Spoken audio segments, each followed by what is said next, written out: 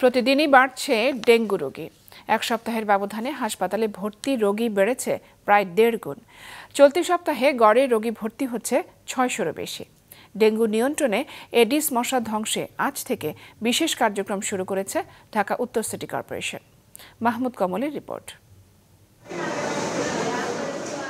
কদিন আগেই ডেঙ্গু চিকিৎসা শেষে বাড়ি ফিরেছেন পরিবারের 4 সদস্য। এবার ভর্তি হয়েছেন একই পরিবারের আরও এক সদস্য। 4 দিন ধরে রাজধানীর মুগদা মেডিকেল কলেজ হাসপাতালে ভর্তি মাতোয়াইল কোনাবাড়ির নিপা আক্তার। আমার ননাসের হয়েছে, আমার জালের হয়েছে। এলাকাটা পুরাই মনে করেন একটা ফেমাস হসপিটাল, এগুলো পুরো বইরা গেছে জ্বরে। আমি ওইখান থেকে এইখানে আসছি। গেল কয়েক বছর ধরেই ডেঙ্গুর রেড জোন হিসেবে চিহ্নিত রাজধানীর যাত্রাবাড়ি, শনিরাখড়া, বাড্ডা, বাসাবো, মুগদা সহ আশপাশের আরও কয়েকটি এলাকা।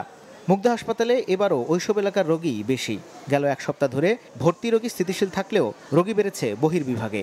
পরীক্ষায় প্রতি 10 জনের 3 জনই শনাক্ত হচ্ছেন ডেঙ্গুতে। মানিকনগর, গোপীবাগ, গোলাপবাগ, যাত্রাবাড়ি, শনিরাখড়া এসব জায়গা, আর এখান দিয়ে রামপুরা, বাড্ডা, বনশ্রী এই এলাকার জনের মধ্যে 70% রোগী। যেসব রোগী ভর্তি হচ্ছে তাদের ম্যাক্সিমামই হচ্ছে ডেঙ্গু শক সিনড্রোম নিয়ে রোগী ভর্তি হচ্ছে। এক সপ্তাহের ব্যবধানে সারা দেশে ভর্তি রোগী বেড়েছে প্রায় 1.5 গুণ। এমন বাস্তবতায় এডিস মশা নিয়ন্ত্রণে আজ থেকে 7 দিনের বিশেষ কার্যক্রম শুরু করেছে ঢাকা উত্তর সিটি কর্পোরেশন। সকলে মিলে যখন যাই তখন এই অ্যাওয়ারনেসটা একটা বিশেষ মাত্রা লাভ করে। আমাদের উদ্দেশ্য হচ্ছে যারা বসবাস করে তাদের চেতনাকে জাগ্রত করা। সেই চেতনা যদি বারবার চেষ্টার পরেও জাগ্রত না হয় তখন তো জেল জরিমানা যেতেই হবে।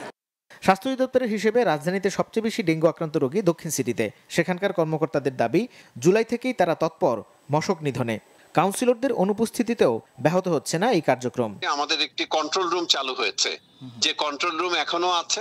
আমাদের প্রতিদিন স্বাস্থ্য অধিদপ্তরের যে রোগীর তালিকাটা দেওয়া হয়, সেই তালিকাটা থেকে আমরা দক্ষিণের রোগীগুলো খুঁজে খুঁজে বের করি এবং প্রতিটি রোগীর বাসা এবং বাসার আশেপাশে 400 গজ ব্যাসার্ধের এলাকায় সোর্স রিডাকশন, লার্ভিসাইড এবং বিশেষ ফগিং কার্যক্রম পরিচালনা করে থাকি। কাউন্সিলরের অনুপস্থিতির কারণে যাতে এটা কোনোভাবেই ডিসরাপ্টেড না হয় সেজন্য আমরা ডিএনসিসির বিভিন্ন পর্যায়ের কর্মকর্তা সমন্বয়ে ওয়ার্ড ভিত্তিক কমিটি করেছি। সেই কমিটি এখন মনিটর করছে। ডেঙ্গুতে চলতি সপ্তাহে দৈনিক গড়ে 600-এরও বেশি রোগী ভর্তি হচ্ছেন হাসপাতালে। এরই মধ্যে এবছর এই রোগী প্রায় 22,000, মৃত্যু 120 জনের বেশি। মাহমুদ কমল, মাছরাঙা সংবাদ, ঢাকা।